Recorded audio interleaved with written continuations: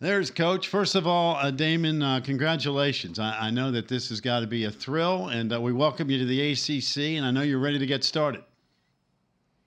Well, first of all, thank you, and yes, I'm ready to get started. What a great honor, to be here at such a prestigious university, and quite frankly, they always say good things happen when you least expect it, and I tell you, boy, that's exactly what happened here. Well, that's what I was going to follow up with you. I mean, you got a pretty good gig up there in Boston. The Celtics are rocking and rolling. You got acclimated. Obviously, you played in the NBA forever and had great success. You're on a tremendous program and franchise. You had success in the college ranks. What was it about this opportunity that you said, hey, you know what? I'd be crazy, I'd be nuts if I don't try this? Well, it's a great time for me.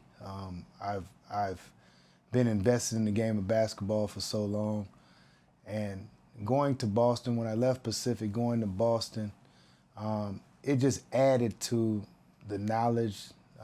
It added to the different things that I had added to, kind of my basketball resume in terms of learning the game. You know, realizing different things on both sides of the ball, you know, learning more about the analytical way.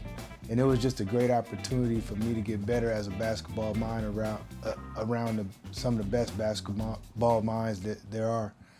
And so it was just tremendous for me in that respect. And when this opportunity came up, the city of Atlanta, the ACC conference, and such a great institution like Georgia Tech, both athletically and from an education standpoint, it just all made sense, and it aligned with the things that only I could leave Boston for.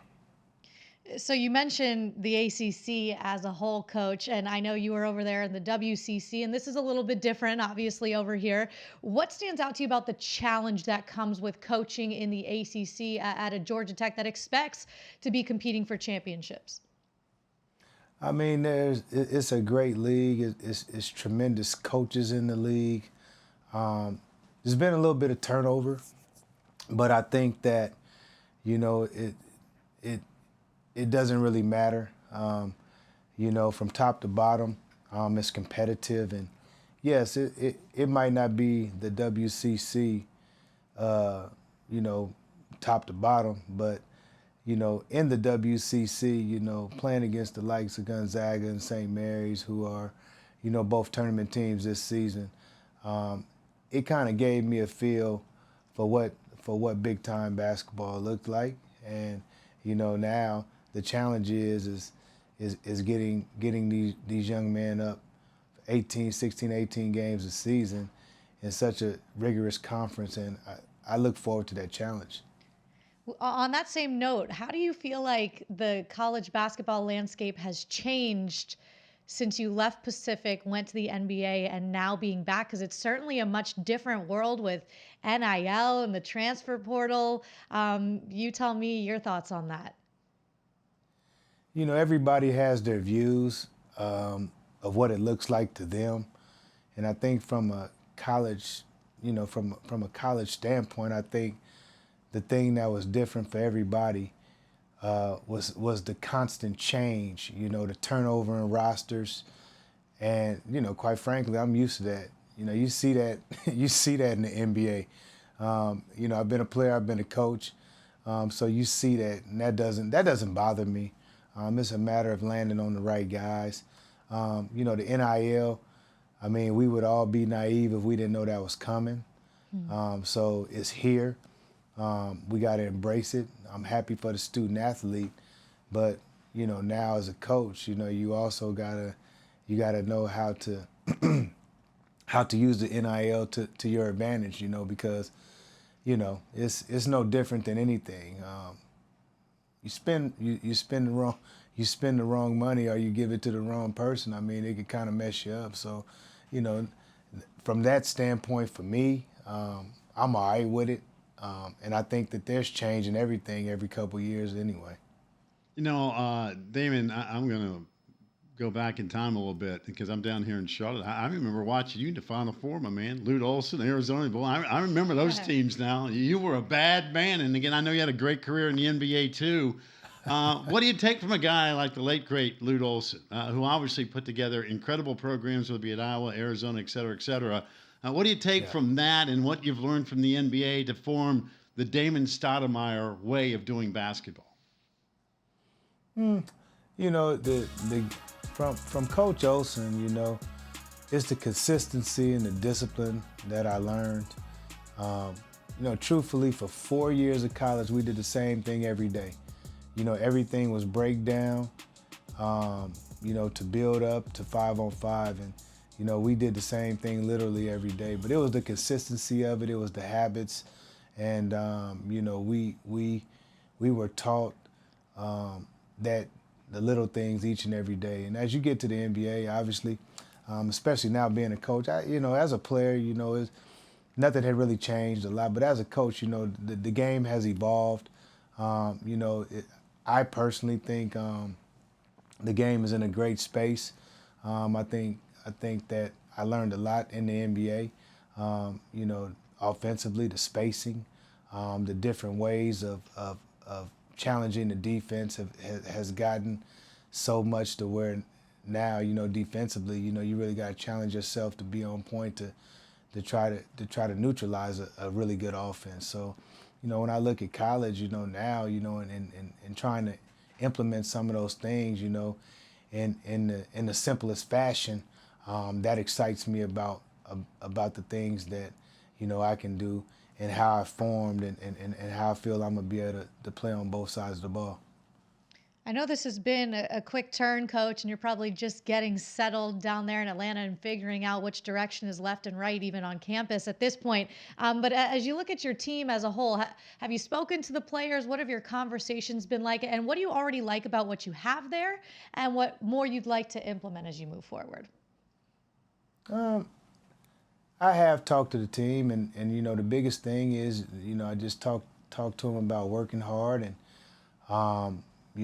the discipline part and us being able to build on the momentum that they actually started to get the last month of the season. This group of guys played really well together. I think down the stretch they won 6 of 8 games before they got to the tournament, to the ACC tournament. So you have a base to start with. They have really good perimeters. I have really good perimeters. Look, I got to get used to that, right? I have really good perimeters, starting with Miles Kelly. I think he's the guy that really came on. He's an excellent three-point shooter. I look to expand his game. I look for him to get better. I thought Kyle Sturdivant played really well down the stretch. He'll be back for his 6th year. And, I'm excited. We gotta just keep building, but as guards win championships, and I look forward to having a real experienced group of guards. Yeah, Damon, that hasn't gone out of style, has it? That backcourt. It doesn't matter what brand of basketball you're playing. You better have some good guards, or else you're asking for trouble. We had No Red question. Autry, who just took over for Syracuse on Friday's show, and I asked him about what the philosophical approach will be. I'm going to ask you the same question because I'm sure there's a lot of Georgia Tech fans that are thrilled to say, all right, man, what are we going to look like? What is Georgia Tech going to look like? What do you perceive it to be like when we get ready to tip things off for 23-24? I think we want to play a exciting brand of basketball. When I look at the things that I want to implement, I want to keep it in the simplest form, but quite frankly, I look to, the first 6-7 seconds of the possession for the guys to be able to play and take advantage of what we want to do, and I look for the middle of the possession to be more so.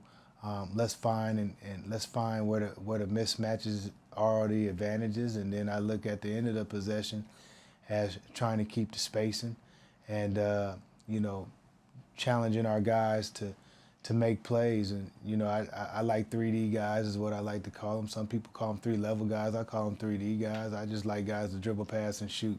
That's what I was always taught, dribble, pass, and shoot. If you got guys that can do that, you keep the spacing. You respect each other's spacing on the offensive side of the ball. I think you can get a lot done defensively.